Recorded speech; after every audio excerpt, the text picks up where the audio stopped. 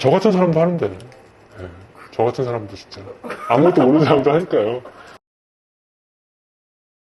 모든 사람들이 다 걱정해줬어요, 사장님이. 은행이며, 같이 일하는 중개인이며. 어때요? 근데 처음에 이제 모텔 구하시면서 생각했던 그런 매출이랑 실제로 운영해보니까 좀 피부로 와닿는 게 다를 수 있다고 저는 생각하거든요. 가장 어려웠던 부분이 그 모텔을 해본 경험이 없기 때문에 이제 이게 어느 정도 시간이 지나야지 어느 정도 매출이 나오겠다라는 판단을 못 하겠더라고요. 모텔을 하면은 월 얼마 정도 매출을 찍겠지. 근데 그거를 언제 달성할지에 대해서는 아무런 감이 없었던 거죠. 그냥 마냥 생각했던 거는 첫 달부터 이 매출을 찍을 수 있을 거야라는 막연한 기대감을 바보같이 가졌던. 수익도 괜찮을 거야. 이런 기대감. 물론 이제 남들이 얘기하기에 이런 거 다 비용 처리해야 됩니다. 비용이 많이 들어야 하지만은 그럼에도 불구하고 나는 잘 될 거야 라는 어떤 기대감, 희망. 근데 이제 이것이 시간이 지나면 지날수록 이제 많이 이제 쪼그라들죠. 희망이. 그리고 현실을 직시하게 되죠. 그리고 시작하고 나서 더 많은 돈이 필요했구나.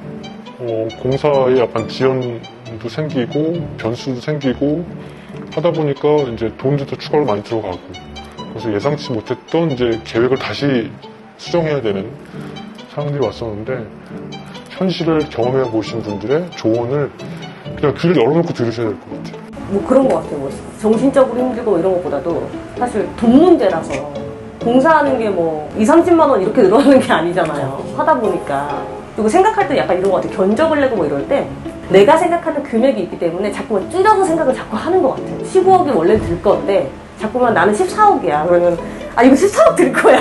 여기서 이렇게 줄이면 되지 않을까? 이런 것도 있고. 일단은 지금 이 사람들이 차를 다 가져오잖아요. 차.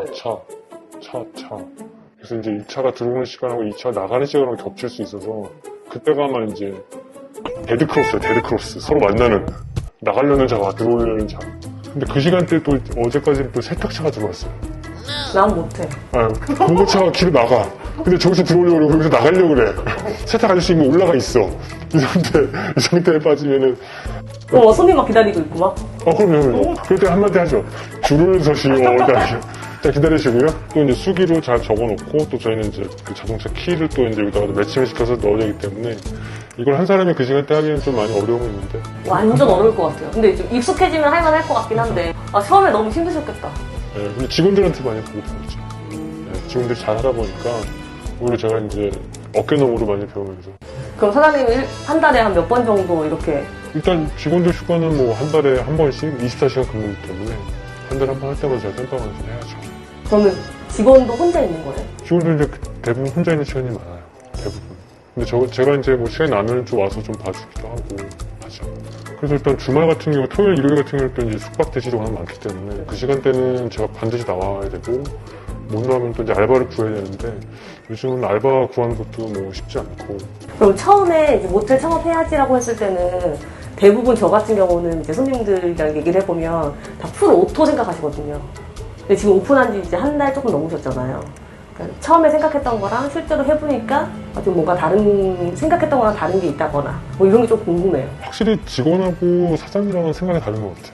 보는 것도 다르고 생각하는 것도 다르고 행동하는 것도 다르기 때문에 풀 오토를 생각했을 때는 일단 리스크가 있어요. 제가 봤을 때는. 특히 이제 서비스에 대한 이제 어떤 퀄리티라 그러죠. 사장은 이만큼 생각하는데 직원도 이만큼밖에 생각할 수 없는 경우도 많거든요. 그러니까 이런 경우에 풀 오토로 갔을 때 나올 수 있는 매출 손실, 또 고객 이탈 이런 부분들은 굉장히 타격이 있을 수 있다고 생각을 해서 초반에는 아무래도 이제 직원들과 같이 계속 많이 의사소통을 많이 하고 우리의 서비스 수준은 이 정도까지는 가야 되겠다. 그리고 이제 체크리스트라 그러죠. 이제 당신들이 해야 될 것들이 이런 것들이 있다. 요거에 대한 눈높이를 좀 맞추는 작업들을 좀 많이 하려고 노력을 했어요. 왜냐면은 직원들도 다 경험이 다르잖아요. 그리고 상권도 틀리고 이런 백그라운드가 다 틀리기 때문에 다르죠. 틀린 게 아니라 다르죠. 그래서 그것에 대한 중심을 사장이 좀 잡아줄 필요가 있어요. 그럼 직원들 연령대는 카운터 직원들 연령대는 어떻게? 저 20대에서 30대 아래인데 20대입니다. 대표님 회사 생활을 좀 하셔서 그런 걸 아시는 것 같아요. 제가 동생을 저희 회사에서 쓴 적이 있었거든요. 근데 저는 이제 직원을 많이 써보지 않아서 매뉴얼 같은 게 있어야 된다고 생각 안 했는데 동생이 그만두면서 그 얘기했어요. 언니는 매뉴얼이 없어서 글렀다. 1부터 10까지 어느 정도 다 알려줘야 여기에 적응을 해서 일을 한다고. 근데 모텔도 마찬가지인 것 같아요. 그렇죠. 업무에 대한 업무 분장에 대해서는 사람들이 생각하는 게 다르거든요. 네, 손님이 자꾸 있으니까. 안녕하세요. 예약하셨나요? 아니요, 예약은 안 아, 예약 안 하셨어요? 예약을 했는데 남는 방이 있을까요? 아, 대실방이요? 잠깐만요. 지금, 예, 디럭스 방이 하나 남아있고요. 그래서 3만원 받고 있습니다. 4시간이고요. 근데 저희가 딱 9시에 마감을 하는데, 지금 뭐 9시 반까지는 저희가 괜찮으시겠어요? 네, 알겠습니다. 카드 계산할게요. 네, 감사합니다. 올라가세요. 방에 세팅을 안 해주고 저희가 세팅을 해야 되는데 이게 이제 청소팀의 업무와 약간 이제 중첩되는 부분이 있어요. 그럼 비품은 누가 챙겨줘야 되는가? 지금 저희는 일단 그 청소팀의 효율을 위해서 최대한 빠르게 좀 치고 나가자. 아, 그럼 청소만 해라. 청소만 해라. 비품은 카운터가 싸겠다. 그리고 여기서 나눠주겠다. 진정한 무인 시스템이라고 하면 방에 이게 들어가 있어야 되는데 현재로서는 저희가 청소에 좀 더 신경을 많이 쓰기 때문에 이런 것들은 카운터에서 안내를 잘 하자. 한 팀이 하루에 치울 수 있는 물량이 어느 정도 돼요? 평일에는 막 60개에서 주말에는 거의 90개. 한 팀이? 그렇죠. 청소 둘에 배팅 한 명. 그렇게 해서 그걸 치워요? 네, 대단하신 분들이. 또 그만큼 또 보상도 해주려고 노력을 좀 하고 있고 네, 웬만한 요구사항들은 좀 맞춰드리려고 최선을 다하고 있는데 그러면 또 많이 부족할 거라고 생각을 해요.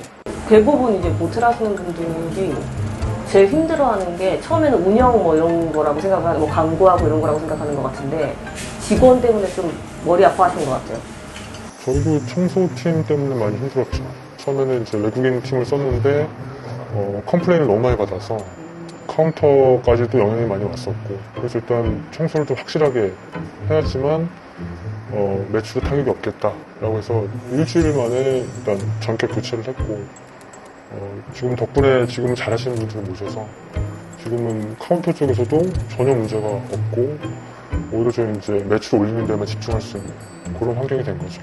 그럼 무인기 같은 경우에는 뭐 고민 많이 하시거든요. 이걸 사야 되냐 말아야 되냐.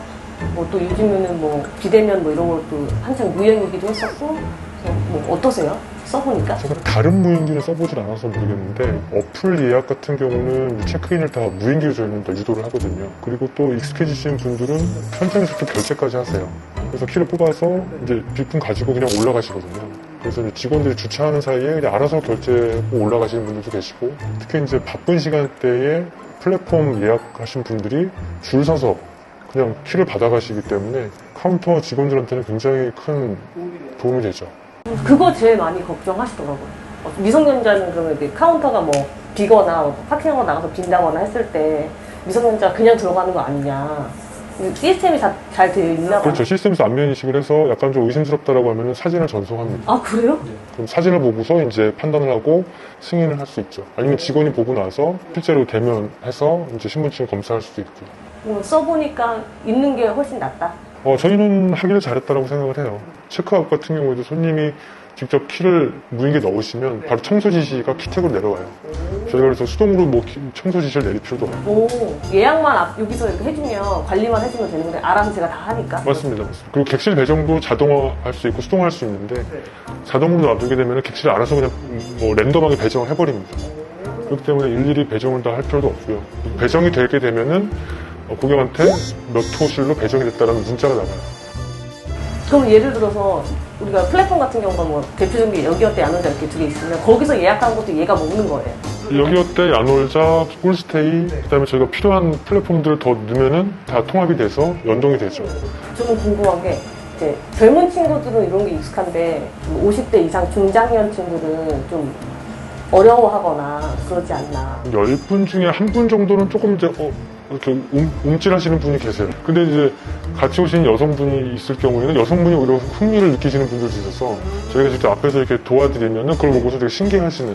그 다음에 장점이 뭐냐면 이제 객실을 사진으로 다 보여드릴 수가 있어요. 보고서 고를 수가 있으니까. 그렇죠. 처음에 스탠다드를 생각했는데 디럭스 보고 이제 스위트 보다 보니까 스위트 예뻐 보이네. 여기 괜찮을 것 같은데 어때? 그래서 이제 역구를 치죠. 그러면 이제 아유 알았어 하면서 이제 카드를 넣습니다. 근데 가격은 어느 정도 하는지 궁금해요. 저희는 일시불 결제한 게 아니라 이제 월정액으로. 저 친구가 직원 한 명의 역할을 하는 건 아니지만 보조 직원 역할 정도는 해주는 거네요. 직원들이 느끼는 부담이라든가 이런 것들을 경감을 시키고 또 손님들도 이걸 하나의 서비스로 인식을 해요. 그래서 되게 신기하다. 자기가 넣는 번호를 바로 반응을 해서 키를 내어주고 영수증이 나오고 거기에 키번호가 적혀있고 이런 1년의 과정들을 되게 재밌어 하시는 분들이 많이 계세요. 그래서 하나의 새로운 이제 사용자 경험을 제공하는 그런 측면에서도 좀 긍정적으로 보고요. 그러니까 한 사람을 완전히 대체한다 이렇게 보기는 좀 어렵지만 그래도 긍정적인 측면, 효율화 측면이라든가 사용성에 대한 편의성 예, 이런 것들도 제공을 하기 때문에 좀 만족하고 있어요. 사람이 해야 될 필수적인 일들이 있잖아요. 근데 그것을 최소화시키는 것이 가장 좋고 그것을 도와주는 역할로서의 무인기가 저희한테는 굉장히 큰 도움이 되고 있다. 잠깐만요. 이 스위트. 우리가 인터뷰하는 사이에 지금 자꾸 치고 들어와서 일단 담아가겠네요. 그래도 장사 잘 되니까 너무 좋아요. 여기 맛집은 어디 있어요? 맛집은요? 어디로 가야 맛있어요? 왼쪽에 계단 내려가셔가지고요. 네.